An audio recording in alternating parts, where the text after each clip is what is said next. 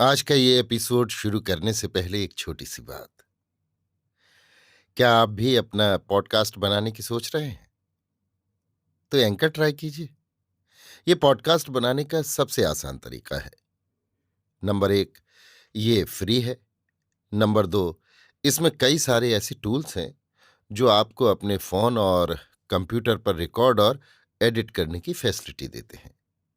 Number 3, आप अपने podcast को डिस्ट्रीब्यूट भी कर सकते हैं, जिससे इसे स्पॉटिफाई और दूसरे प्लेटफॉर्म पर सुना जा सके।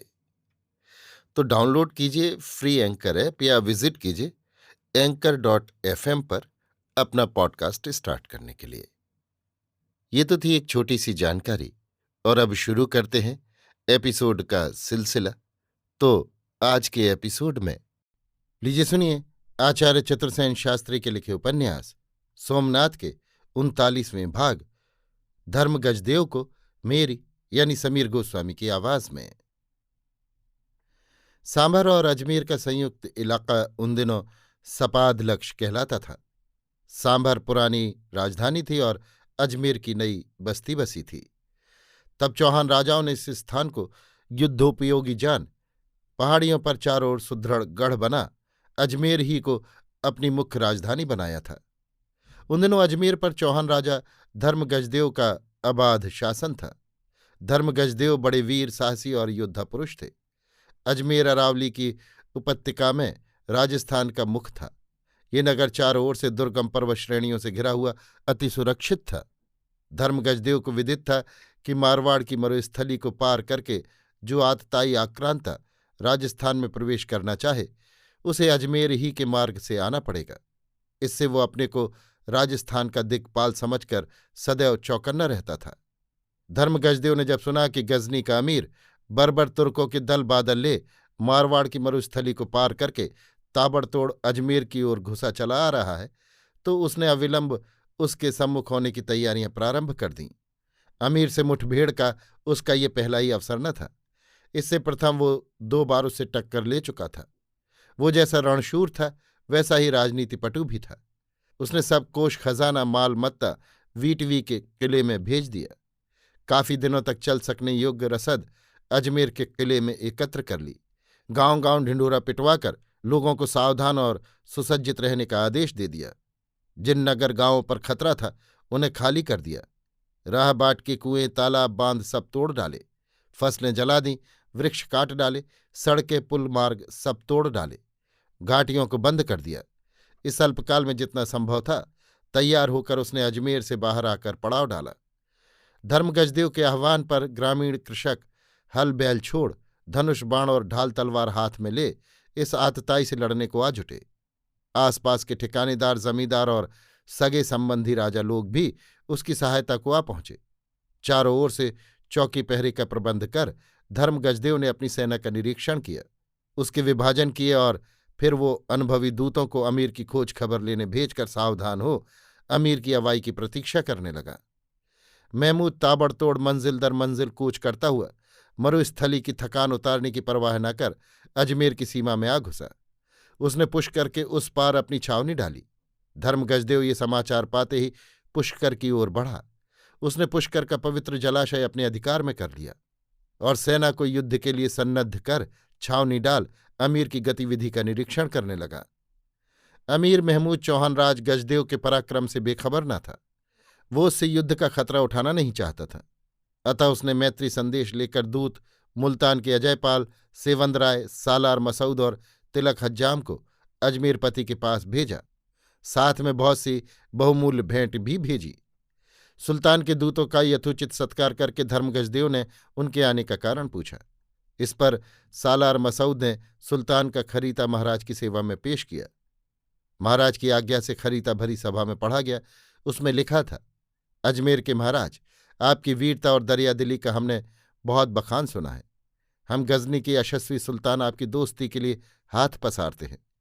हमारी राह रोकने को, अपना लश्कर लेकर आने का आपका क्या मतलब है?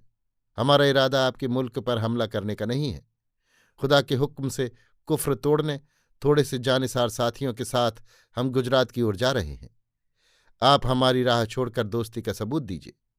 हमारा नाम महमूद है। हमारी तलवार और गुस्सा दुश्मनों का काल है। हमारे दुश्मनों को मौत और आग तथा गुलामी के आंसू नसीब होते हैं। उम्मीद है आप दुश्मनी का नहीं, दोस्ती का हमें सबूत देंगे। अस्सलाम। महाराज ने धैर्य से पत्र सुना और मर्मभेदी दृष्टि अपने सामंतों पर डाली। फिर उसने सुल्तान के दूतों को देखा। उसकी दृष्टि मुल्तान के राजा अजयपाल पर ठहर गई। अजयपाल ने आगे बढ़कर विनम्र वाणी से कहा, महाराज, राजनीति कहती है कि अयाचित आपत्ति को निमंत्रण नहीं देना चाहिए। सो आप आगे पीछे की सब बातें सोच विचार कर अमीर से मैत्री व्यवहार कीजिए, इसी में भलाई है। महाराज ने उसे घूर कर देखा। वो जानते थे कि उनका ये संबंधी वीर और बुद्धिमान है। उसकी आंखें चमकदार, नाक उभरी और दाढ़ी अधकचरी थी। कुछ देर उसे वो घूरते रहे, फिर धीरे से गंभीर स्वर में बोले, महाराज अजयपाल, आपने बिना ही लड़े मुल्तान अमीर को सौंप दिया। महाराज, हमारा बल नगण्य था, हम युद्ध नहीं कर सकते थे। आप ही सोचिए, नष्ट होने के लिए आत्मघाती युद्ध करने से क्या लाभ? इसी से आपने सुल्तान को आत्मसमर्पण कर दिया। हाँ महाराज, और सुल्तान ने नागरिकों से थोड़ा दंड लेकर उन्हें छोड़ दिया। नगर को कोई हानि नहीं पहुंचाई, न नगर लूटा गया। दंड किस अपराध का? अजयपाल की वाणी लड़खड़ाई। उसने कहा, अपराध का नहीं महाराज, नगर न लूटने का वचन देकर। और सुल्तान से सहयोग करने के सिले में आप ही मुल्तान के राजा कायम रहे। हाँ महाराज, यशस्वी सुल्तान ने मुझे मुल्तान का अधीश्वर स्वीकार कर लिया है। इसी से कृतकृत्य होकर अब आप सुल्तान की मुसाहिबी कर रहे हैं। औरों को भी अपनी भांति सुल्तान का कृपापात्र बनाना चाहते हैं, विशेषकर अपने संबंधियों को। यही बात है महाराज, लाभ हानि वो मैं समझ गया। हानि की जोखिम आप उठाना नहीं चाहते, केवल लाभ ही लाभ। भीमपाल को भी आपने यही लाभ की राह दिखाई है, और अब मुझे भी यही परामर्श देने आए हैं। महाराज धर्म गजदेव क्षण भर मौन रहे। फिर उन्होंने सेवंद राय की ओर देखकर कहा, आप भी शायद राजपूत हैं? हाँ महाराज, आपकी इच्छा हो तो अमीर आपको यथेष्ट हर जाना। बस बस, इतना ही यथेष्ट है। तो सज्जनों, मेरा उत्तर है कि यशस्वी गजनी के सुल्तान का हमने कुछ बिगाड़ा नहीं है, इसलिए किसी भी हालत में हम सुल्तान के शत्रु नहीं हैं। परंतु सुल्तान बुरी नीयत से हिंदुओं के धर्म मंदिर सोमनाथ को भंग करने के निमित्त राय में खून खराबा और लूटपाट करता और गांवों नगरों को जलाकर खाक करता आ रहा है। ये जबरदस्ती दूसरों के धर्म और अधिकारों की अवज्ञा है। दूसरों के घरों पर डाका डालना है। इसे न बहादुरी कहा जा सकता है, न इससे सुल्तान की नेकनामी बढ़ती है। इसके विरुद्ध सुल्तान ऐसे कामों से लालची, अत्याचारी, लुटेरा, खूनी और आतताई प्रसिद्ध हो रहा है। यशस्वी सुल्तान ने कई बार भारत को तलवार और आग की भेंट किया है। हर बार उसने हिंदू मंदिरों को तोड़ा, हिंदू स्त्रियों की लाज लूटी और हिंदू लोगों को गुलाम बनाया है। इन लोगों ने सुल्तान का कभी कुछ नहीं बिगाड़ा था। वे उसके देश से दूर अपने देश में अपने धर्म और विश्वास से रहते हैं। उन्होंने सुल्तान के देश पर हमले नहीं किए, उसके देश को नहीं लूटा। फिर उनके देश में आकर जबरदस्ती उनके धर्म, जीवन और घर बार को इस तरह निर्दयता से नष्ट करना यशस्वी सुल्तान के लिए न्याय की बात नहीं है, शोभनीय भी नहीं है। इसलिए सुल्तान यदि सचमुच इस सेवक के सम्मुख मित्रता का हाथ बढ़ाते हैं तो मैं मित्र की हैसियत से कहूंगा कि सुल्तान अपने देश को लौट जाएं और दूसरों के धर्म में तलवार के जोर से बाधा न डालें।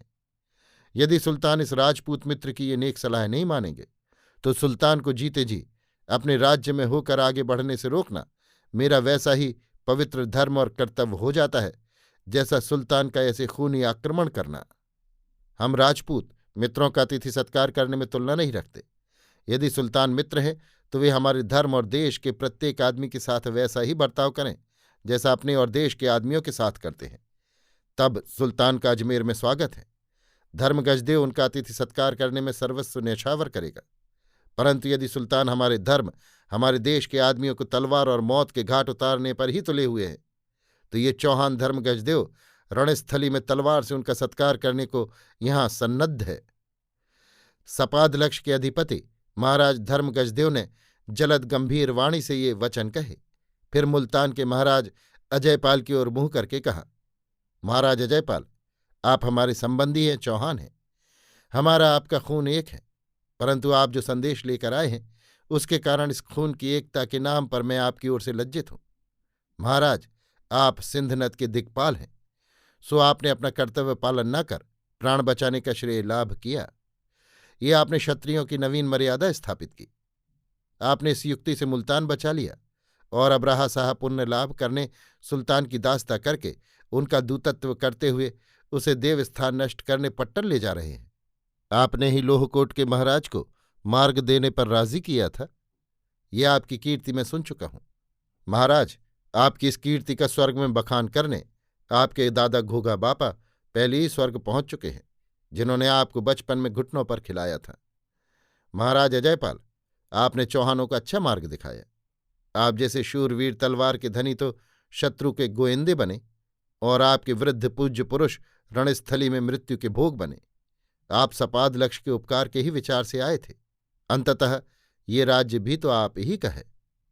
परंतु महाराज, मैं दुर्भागी आपकी भली सीख से लाभ न उठा सका। अब आप सुल्तान के सेनापति को हमारा वक्तव्य समझा दीजिए, जिससे वो सुल्तान को ये ही सब बातें ठीक ठीक बता सके। और अब महाराज अजयपाल, आप जा सकते हैं। आपसे संबंधी की भांति भुज भर भेंट करने का ये अवसर नहीं है। आपका समय बहुमूल्य है और कहने सुनने योग्य बात नहीं है। महाराज धर्म गजदेव का ये भाषण सुनकर मुल्तान के अधिपति का मुंह ठीकरे के समान निष्प्रभ हो गया। उन्होंने नेत्र नीचे कर लिए। शेष दोनों दूतों के मुंह भी भरे बादलों के समान गंभीर हो गए और वे नीचा सिर किए वहां से चल दिए। अभी आप सुन रहे थे आचार्य चतुर्सेन शास्त्री के लिखे उपन्यास सोमनाथ के 39वें भाग धर्म गजदेव को मेरी यानी समीर गोस्वामी की आवाज में।